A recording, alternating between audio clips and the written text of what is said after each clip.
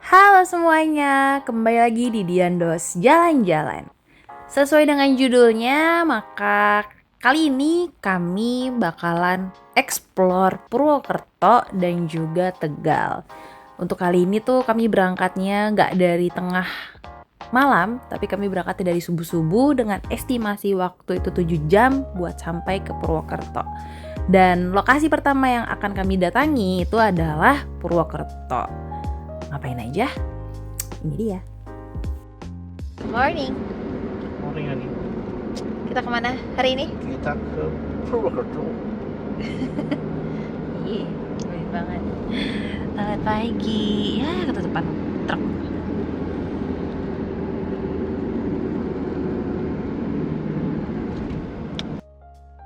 Lagi dan lagi tuh aku nggak ngecekin jalan di Google Maps. Jadi bener-bener memang menyerahkan 100% tuh sama Google Maps.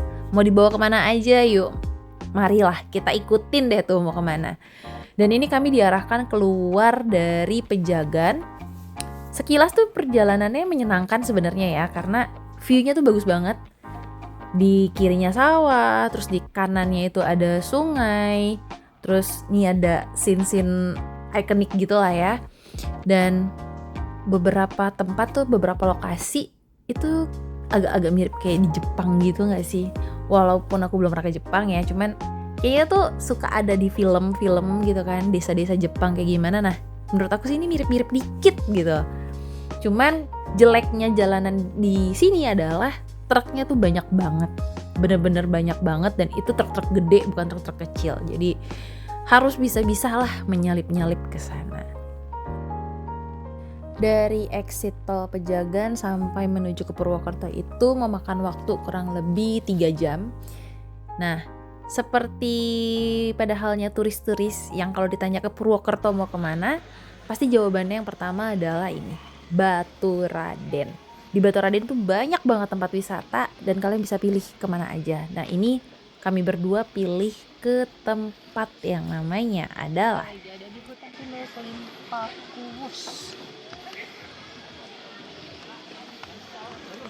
ini adalah salah satu tempat wisata yang ada di Baturaden. Tempatnya ya kayak hutan pinus pada umumnya. Banyak lahan-lahan kosong buat kalian mungkin mau santai, piknik. Nah, bisa banget nih. Cuman di tempat wisatanya sendiri sih nggak begitu banyak aktivitas ya. Jadi kami memutuskan untuk sebentar aja di situ. Lanjutlah kami untuk pulang, dan ternyata kami menemukan kayak hidden gem. Ini bisa dibilang hidden gem gak sih, nggak tahu lah. Pokoknya tempatnya tuh view-nya tuh bagus banget, masih di kawasan hutan ini. Ini searah banget sama pintu keluar dari tempat wisatanya. Pokoknya kalian lihat lah kayak ada savana-savana gitu. Dan next, abis dari situ karena udah lapar, terus kita bingung mau kemana lagi, akhirnya kami menuju ke tempat wisata selanjutnya, sekaligus isi perut. Yaitu adalah, ada yang bisa tebak? Yap, Bayan Village. Jadi ternyata Bayan Village ini tuh menawarkan penginapan dan juga ada restoran yang dibuka untuk umum. Nah, keunggulan dari penginapannya itu adalah view-nya tuh bagus banget karena ada air terjun dan juga sungai. Kemudian makanan di sini juga relatif murah dan enak, beneran enak sih. Jadi mengenyangkan perut yang udah kelaparan dari tadi pagi.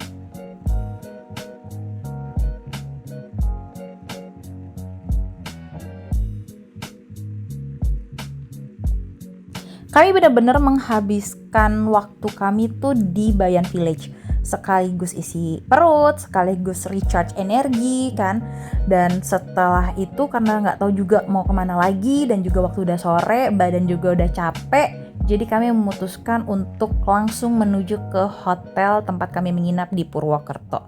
Nah, hotel yang kami pilih ini adalah hotel wisata niaga yang ada di pusat kotanya Purwokerto. Dan menurut aku sih ini sangat worth it banget sih buat nginep di sini.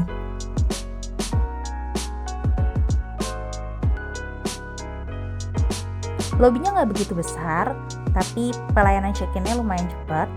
Nah, di lobby ini juga ada cafe yang buka 24 jam dan juga ada minimarket yang lumayan lengkap. Kemudian ada ruang tunggunya, dan di ruang tunggu ini juga nyaman karena ada playground buat anak-anak. Kemudian ada kolam ikannya yang gemuk-gemuk banget ikannya.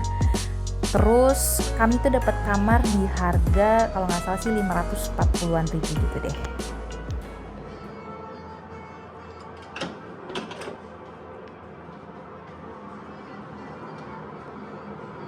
Ini kamar mandinya, sudah ada bathtub. Nggak begitu banyaknya sih. Ya, ini aja berantakan.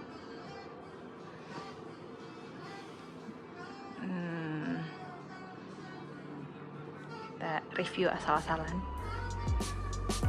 Itu sih lumayan ya. Oh ya, untuk harga segitu tuh udah include sama breakfast ya. Untuk menunya sih banyak, cuman kalau untuk rasa sih ya standar lah ya. Tapi udah cukup oke kok. Dan yang paling menyenangkan adalah ternyata di sini tuh selain dia punya station mie, nah ini dia juga punya station untuk gulali. Ini jarang-jarang ada sih. Lanjut, abis itu kami langsung check out dan kami mau menuju ke tempat selanjutnya.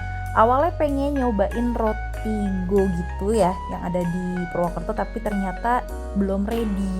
Nah, akhirnya kami memutuskan untuk pergi ke toko es krim Brazil. Nah, ini adalah salah satu toko es krim legendaris yang ada di Purwokerto. Sekilas sih mirip-mirip kayak Ragusa yang di Jakarta sini ya. Untuk harganya sih sangat murah menurut aku. Cuman ya es krim jadul gimana sih ya, kayak begitulah. Jangan harapin kayak es krim yang ada di minimarket ya, beda banget soalnya rasanya.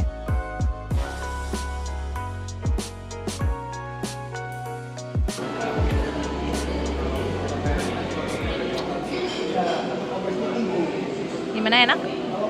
Oke, lagi panas-panas Purwokerto. Ini mantap.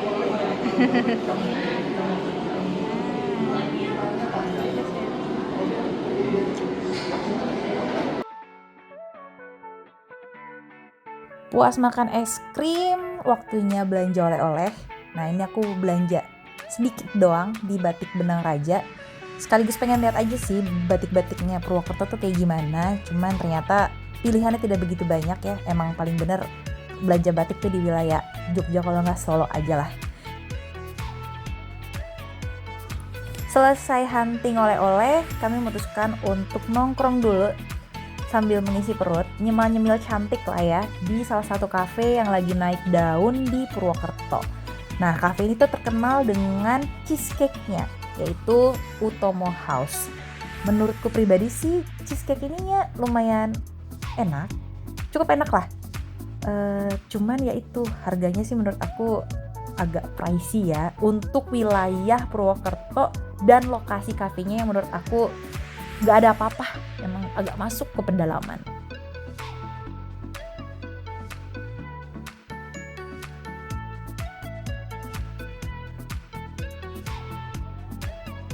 Di Utomo tuh kami cuman fokus nyemil-nyemil doang. Nah, disinilah kami memutuskan untuk makan berat sebelum menuju ke tempat selanjutnya.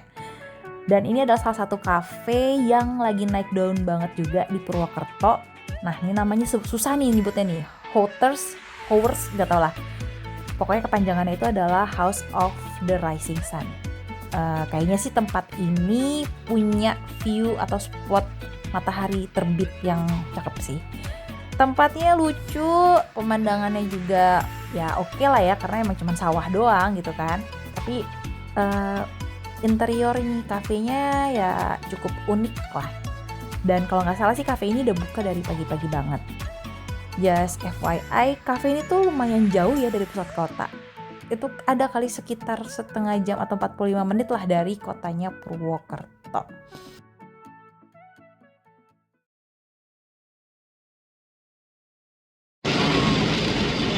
Tiba-tiba di kesini. Kalau kalian mau mencari ketenangan, menurut aku Purwokerto ini bisa dimasukin ke dalam list kalian. Karena kalau dibandingin sama kota-kota sebelahnya, kayak Jogja atau Solo, nah Purwokerto ini relatif lebih sepi. Tapi kalau ceritanya dibilang mau ngerasain slow living di Purwokerto sih rasa-rasanya aku kurang setuju ya. Kenapa? Karena aku aja yang sebagai turis merasakan kok kayaknya nggak ada perbedaan harga ya antara di Jakarta dengan di Purwokerto. Oke, sekarang kita lanjut ke destinasi berikutnya. Setelah seharian di Purwokerto, walaupun memang belum puas-puas banget lah ya, tapi setidaknya udah pernah lah menjelajahi sedikit dari wilayah Purwokerto. Nah, kami lanjut ke kota selanjutnya. Dan jujur sih ini perjalanannya sungguh sangat menyenangkan karena udah hujan, kabut turun, view yang ditawarkan sepanjang perjalanan juga oke banget. Jadi sepanjang jalan tuh mata tuh kayak dimanjakan dengan pemandangan yang oke. Nah, inilah tempat berikutnya. Kami akan menuju ke Guci. Ini pengalaman perdana kami sih untuk menginap di sini. Karena ini merupakan kawasan wisata, jadi kami tuh harus bayar biaya retribusi. Kalau nggak salah sih sekitar 10.000 ya per orang. Tambah mobil 5.000, jadi mungkin 25.000 lah. Niatnya tuh pengen nginep di Hotel Gulala, kalau nggak di Joglo. Tapi karena nggak dapet, ya udahlah cari dan ketemulah ini. Ini adalah salah satu hotel yang baru banget dibuka di wilayah Guci. Namanya adalah Royal Adana. Salah satu yang bikin aku kepengen karena pertama baru, kedua ala-ala bohemian, nah yang ketiga ini mereka itu menawarkan kolam air hangat. Nah si Dian ini kan lemah banget ya sama air hangat gitu kan, jadi kalau udah dengar kata air hangat tuh langsung kayak yaudah oke, ayo aku mau ke situ. Dan inilah kamar yang kami pesan. Harganya itu 650.000 untuk per malam dan itu udah include sama breakfast.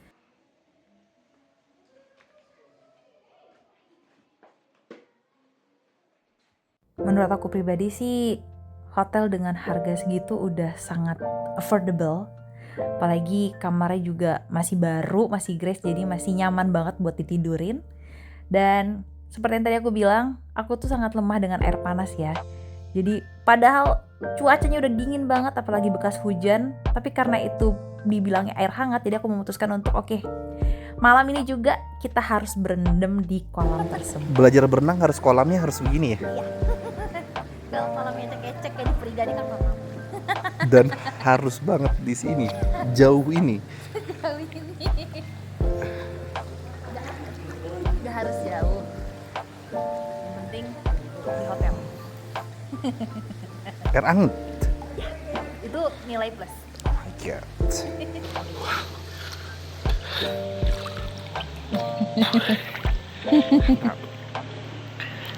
Sayangnya nih air hangatnya itu bukan dari sumber mata air gitu ya, tapi melainkan pakai alat penghangat. Jadi nggak anget-anget banget, akan ada beberapa sisi yang dia dingin, tapi ada beberapa sisi yang dia masih hangat.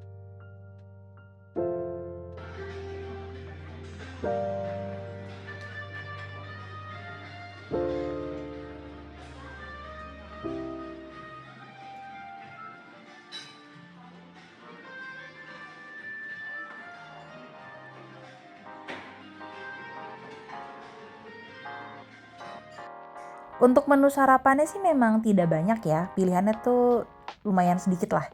Cuman yang menyenangkan adalah rasa makanannya tuh enak-enak. Jadi gak perlu banyak-banyak menu lah, yang penting dikit aja tapi semuanya bisa kemakan.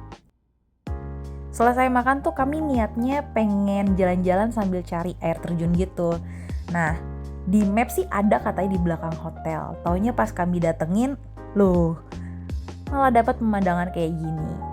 Ternyata ini adalah salah satu wilayah yang lumayan kena dampak besar waktu banjir bandang di Guci. Itu gak kebayang sih banjirnya setinggi apa sampai di jembatan bisa putus.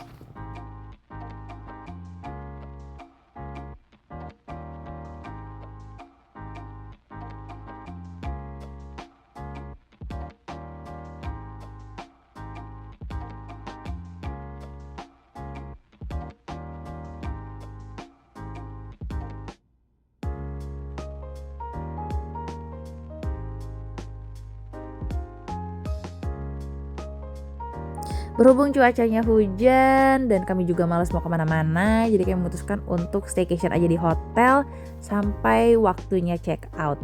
Dan sebelum kami melanjut ke perjalanan pulang, kami memutuskan untuk santai sebentar, nongkrong-nongkrong lucu di Gulala Cafe. Jadi nggak dapat hotelnya, ya udah nongkrong aja lah di kafenya.